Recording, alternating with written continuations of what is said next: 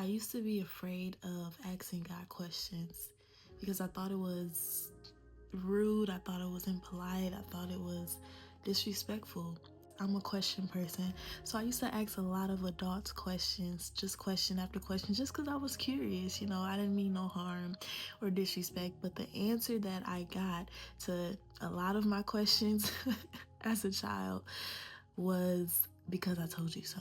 So going through life, building my own relationship with the Lord, right? Not just going based off my family's or my grandmother's, or I just used to be afraid of asking him questions because I thought it was disrespectful. I thought it was rude. I thought, like, who am I to question God, And when I ask questions, I'm not saying that I would doubt the Lord, but I'm saying that I would just be curious, like, Lord, what's going on? Where are you taking me? You gave me glimpses. So like whatever question that I had, like I just used to be afraid. And then the more life started to life, I started to meet God in ways I've never needed him before.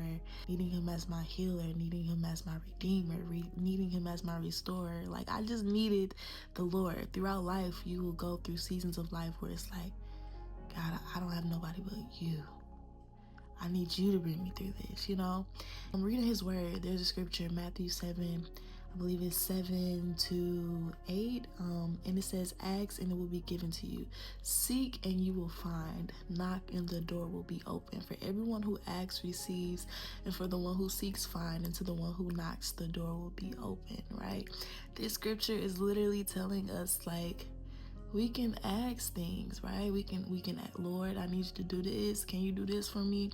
Or just, God, like, I have a question. Like, I feel like scripture is a lot of revelation that comes with this specific scripture, but God is literally telling us to ask. And so when I seen that, I'm like, say less. Say less, Lord. I have 1,000 questions that I'm getting ready to ask you. I've just learned not to be fearful to ask God a question. Asking him a question does not mean that I'm doubting him.